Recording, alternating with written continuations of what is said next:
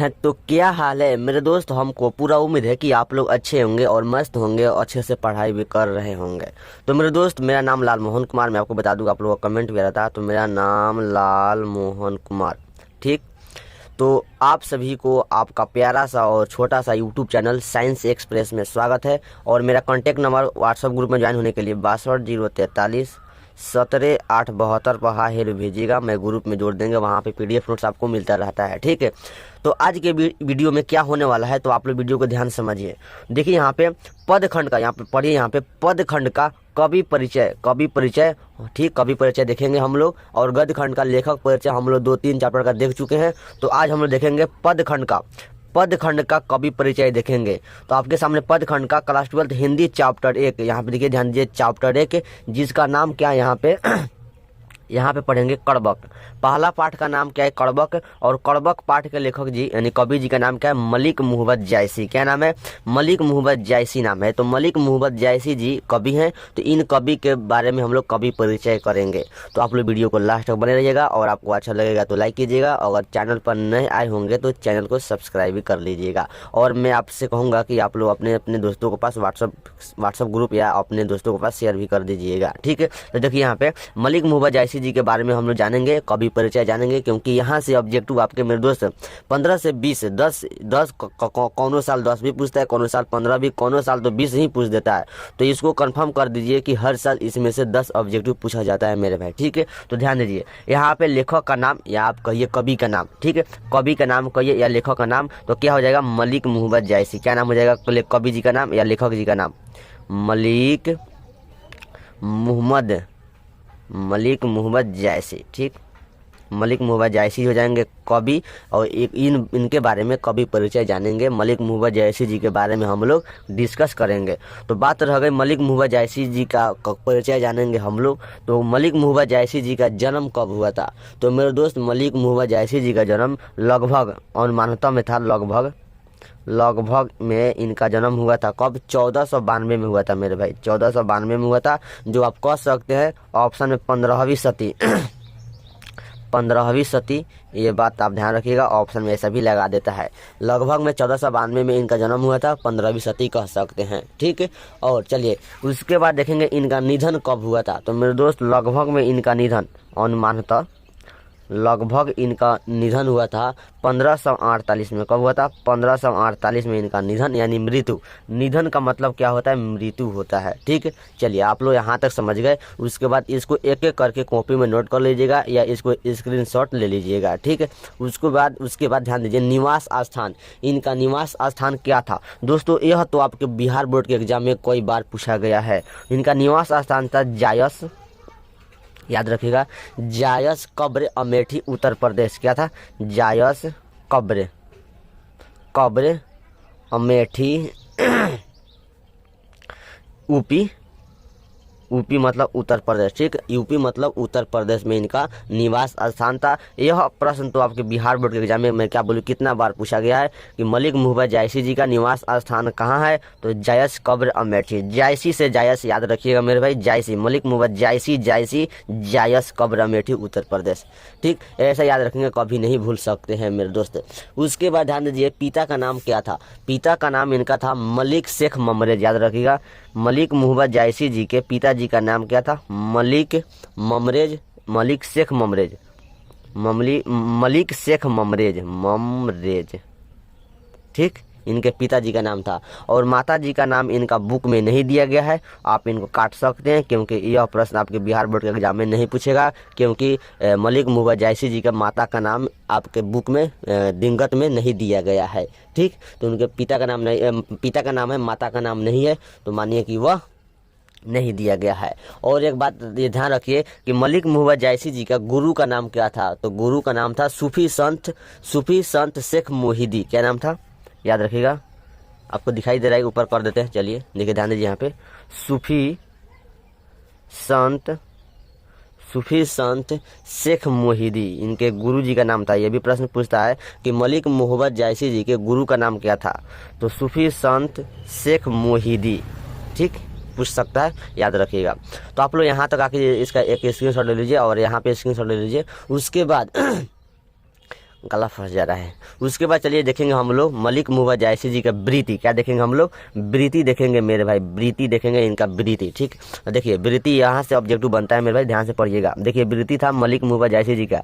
आरंभ में जायस गाँव में, यहाँ से ऑब्जेक्टिव बनता है कि मलिक मुहब्बत जायसी जी का गांव का नाम क्या था? तो गांव का नाम क्या था मेरे भाई? जायस था। रेड पेन ले लेते हैं, क्या नाम था? जायस नाम था मेरे भाई, याद रखिएगा। यहाँ से यहाँ तक गांव का नाम क्या था? जायस था। आरंभ में जायस गांव में रहते हुए किसानी करते थे मेरे दोस्त मलिक मुहब्बत जायसी जी गांव में रहकर कि क्या करते थे? किसानी करते थे। बाद में शेष जीवन फकीरों में बिताए। यहाँ से ऑब्जेक्टिव बनता है मलिक मुहब्बत जायसी जी बाद में कैसा जीवन बिताए? तो फकीरों में अपना जीवन बिताए।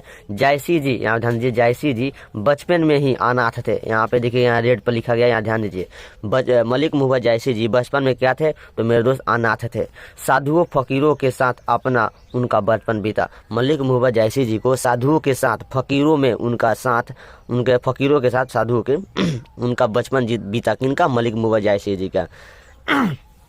चलिए, तो आप लोग यहाँ तक ध्यान दीजिए। और बचपन में क्या थे? अनाथ थे मेरे भाई, थोड़ा इस पर ध्यान रखे, याद करके रखिएगा। और इनका ध्यान दीजिए व्यक्तित्व मेरे दोस्त, यहाँ पर ध्यान दीजिए व्यक्तित्व।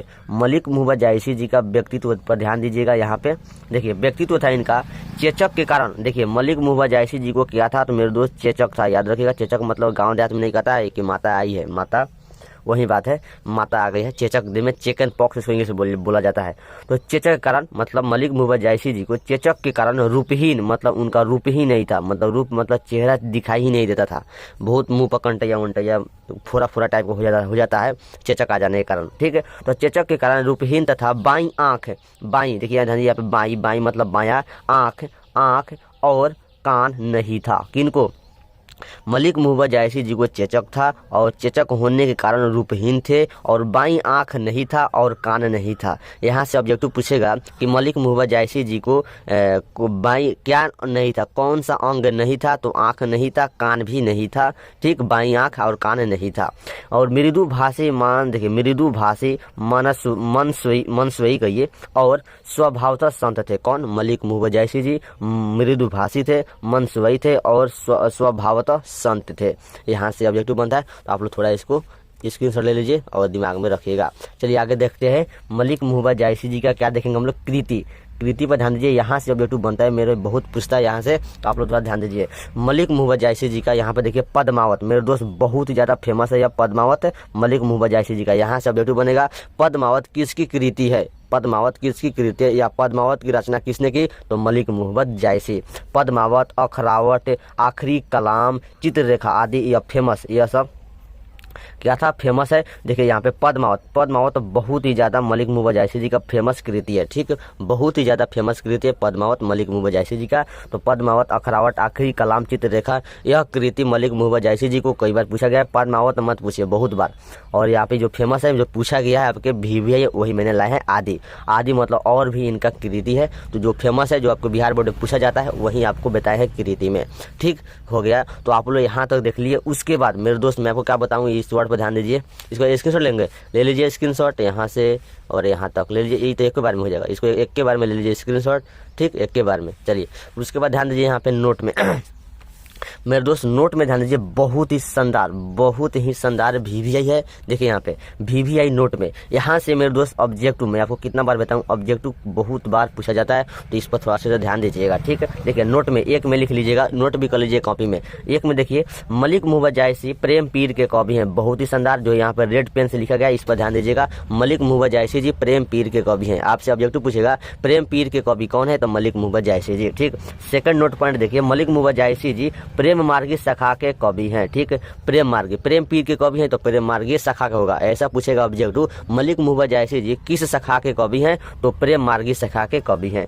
थर्ड पॉइंट देखिए, मलिक मुहम्मद जायसी अपनी आंख की उपमा किससे की है? दर्पण से की है। यहाँ से ऑब्जेक्टिव बनता है, मलिक मुहम्मद जायसी जी अपनी आंख की उपमा किससे की है? तो दर्पण से, मेरे दोस्त दर्पण से की है। यह तो ऑब्जेक्टिव कितना बार पूछा गया है। चलिए चौथा पॉइंट, नोट पॉइंट देखिए चौथा, जायसी जी भक्ति काल के कवि हैं। आपसे ऑब्जेक्टिव पूछेगा मलिक मुहम्मद जायसी जी किस काल के कवि हैं? तो मेरे दोस्त भक्ति काल के कवि हैं। ठीक, भक्ति काल के कवि कौन है? मलिक मुहम्मद जायसी जी। देखिए चौथा या पांचवा होना चाहिए। चलिए उसके बाद नोट पॉइंट देखिए, पद्मावत। पद्मावत की भाषा अवधी है, याद रखिएगा। आपसे ऑब्जेक्टिव में पूछेगा मलिक मुहम्मद जायसी जी का पद्मावत की भाषा क्या है, तो अवधी भाषा में, मेरे दोस्त अवधी भाषा में लिखा गया है पद्मावत। चलिए देखिए पांचवा नोट पॉइंट, मलिक मुहम्मद जायसी जी अवधी भाषा के कवि हैं। मेरे दोस्त यहाँ पर रेड पॉइंट पर ध्यान दीजिए, पूछेगा आपसे ऑब्जेक्टिव मलिक मुहम्मद जायसी जी कैसे कवि है, किस भाषा के कवि हैं, तो अवधी भाषा के कवि हैं। यहाँ से ऑब्जेक्टिव आपको पूछा जाएगा तो आप लोग बता दीजिएगा। छठा पॉइंट देखिए, पद्मावत चित्तौड़ नरेश, देखिए पद्मावत नहीं है, पद्मावती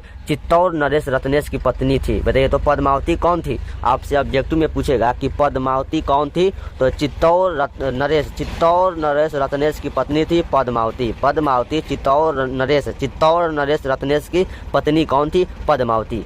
सातवां नोट पॉइंट देखिए, जायसी जी के लिखा गया काव्य जायसी ग्रंथावली में संपादित है। अगर आपसे पूछेगा ऑब्जेक्टिव मलिक मुहम्मद जायसी जी का लिखा गया जो काव्य है वह किस ग्रंथावली में, काव्य जो लिखा गया है वह किस ग्रंथावली में संपादित है, तो जायसी ग्रंथावली में संपादित है। मलिक मुहम्मद जायसी जी का लिखा गया काव्य जायसी ग्रंथावली में संपादित है, मेरे दोस्त संपादित है। उसके बाद देखिए आठवां नोट पॉइंट, जायसी जी एक सूफी कवि है। देखिए जायसी जी एक सूफी कवि है। आपसे पूछेगा जायसी जी कैसे कवि हैं, उधर ठीक है प्रेम पीर के कवि हैं, वो भी ऑब्जेक्टिव में लगा सकता है, लेकिन लगा देगा वो ऑप्शन नहीं देकर सूफी कवि, तो दुखी कवि, तो आप लोग सूफी कवि मारिएगा। मलिक मुहम्मद जायसी जी कैसे कवि हैं, सूफी कवि हैं।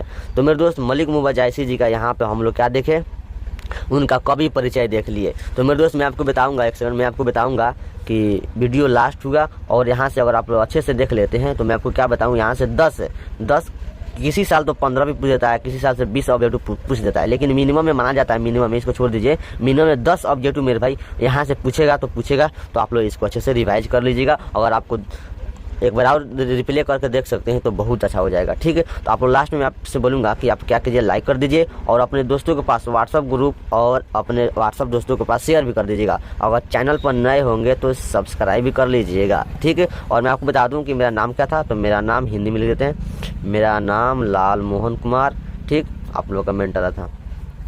और मेरा कॉन्टैक्ट नंबर 62 043 17 872 पर हाई हेलो भेजिएगा, मैं व्हाट्सअप ग्रुप में जोड़ देगा, वहाँ पे PDF नोट्स आपको मिलता रहेगा। तो all the best, thank you, मस्त रहिए, व्यस्त रहिए, पस्त रहिए, बाय बाय, टाटा।